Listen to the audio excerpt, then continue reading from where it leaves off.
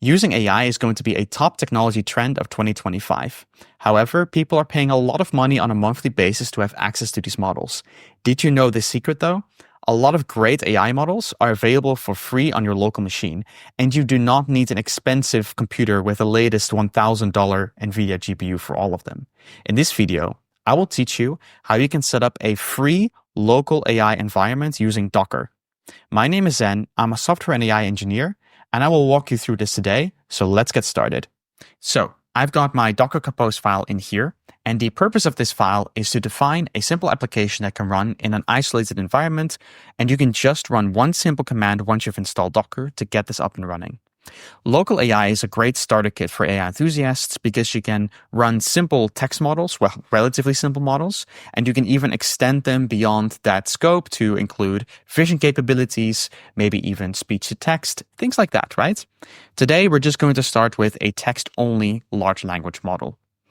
And what we do here is we define a volume because we're going to download this model into a models folder, and we want to make sure that the container has access to that model whenever we start it up. Now, what model are we going to use? In this case, in the models folder, I've defined a YAML file for Phi 3.5. This is a pretty nice model that's actually created by Microsoft, and I can show you that by going here to Hugging Face. You can actually see that Microsoft is the original author of this model. On Hugging Face, you can export many different kinds of models, so give it a shot once you're done with getting this model up and running. The idea of this model is that it's a lightweight but still state-of-the-art open model. So let's have a look at the gguf file that we'll be actually downloading, because that's not in this repository on Hugging Face. It's actually in a slightly different one. So I'm going to look that up now. And you can see that Bartowski, who is a great user that uploads many different formats of existing models, has uploaded the model in a format that we need. Now, the way that I understand how you can figure out what the system requirements are for the model is by first of all just looking at the file size of the model. So if we scroll down here, we have a lot of recommended versions of the model. So for example, this is the one that I think we'll be downloading, and it's 3 GB, very high quality, near perfect. So considering the goal today is to run this on the CPU, you will need at least 4 GB of memory, but to be honest, in practice, that's not really true, because as you run the model and the context grows larger, you need more memory. So I would really say for this tutorial, you need at least 16 GB of RAM, but your machine probably has that. Now then, let's go back to the YAML file. What we're going to do here is set the context size to 8,000 tokens. If you don't know what tokens are, I've got plenty of tutorials that you can watch later, so you can just assume that these are approximately 7,000 words. And then we do not set any GPU layers because we want to run this on CPU to show that that's possible. Now, the threads is an interesting one. You need to actually set this number to the amount of CPU cores that you have. Let's have a look at how you can figure out how many CPU cores your machine has. I'm going to open up a terminal for that and run a very specific command.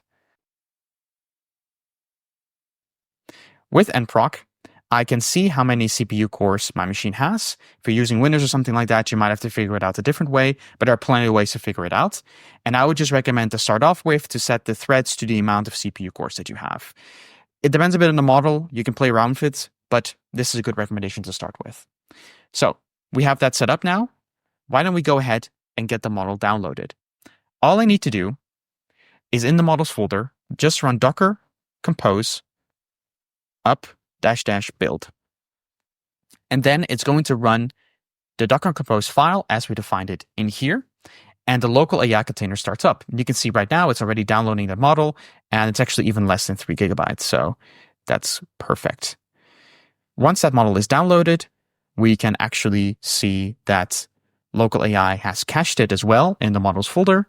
So in this Bartowski folder, you will see right now that there's a partial file, and then that will, of course, be stored there once it's fully downloaded. All right, so you can see that the model has been downloaded, and now it's being verified as well.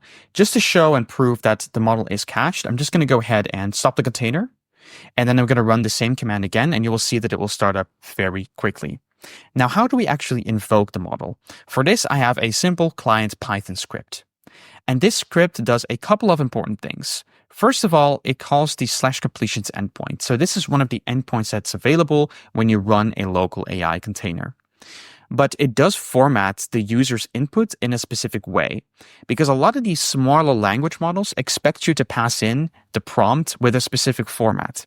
In the case of Phi 3, if I go into this format Phi messages function, you can actually see that the prompt that we define has a specific format. You can see that here, system, then the content, which is the user's question or the history of the conversation so far. And then it has this end token and then the assistant token, which then signals the large language model that it should respond to this query. It is really important that you read the documentation of the language model on Hugging Face to see if there's a required format like this. Because if you don't use this format, yes, the language model will respond, but the output will be super weird and unpredictable. So make sure to keep that into account. Now then, this client PY file is something we can just execute, and you can do this as well. All you need to do is just have Python installed and install the requests library, perhaps with pip install requests if it's not on your machine yet. Otherwise, all it will do is create a request where a user is asking what AI is and if the model can explain it in 2 sentences. So let's see our local language model in action. I'm going to go ahead here and open a new tab next to the other one. So we can see that the service is running and being called when we run the Python script. And I'm just going to call Python client and see what happens. Now, the first time you call a language model when it's just loaded in, it takes a little while to kind of warm up and get initialized. So we need to be a little bit patient here. But here you go. You can see that the response is being generated live as we go. So it's even a streaming client as well, which is really, really nice. And now this response is done in 21 seconds, which is relatively quick considering that we're just using a CPU. Later on, I would like to teach you how you can use this on a GPU as well. But I think the accessibility of AI is very important. So I would like you to quit this video, give this a shot for yourself, and let me know how you got on.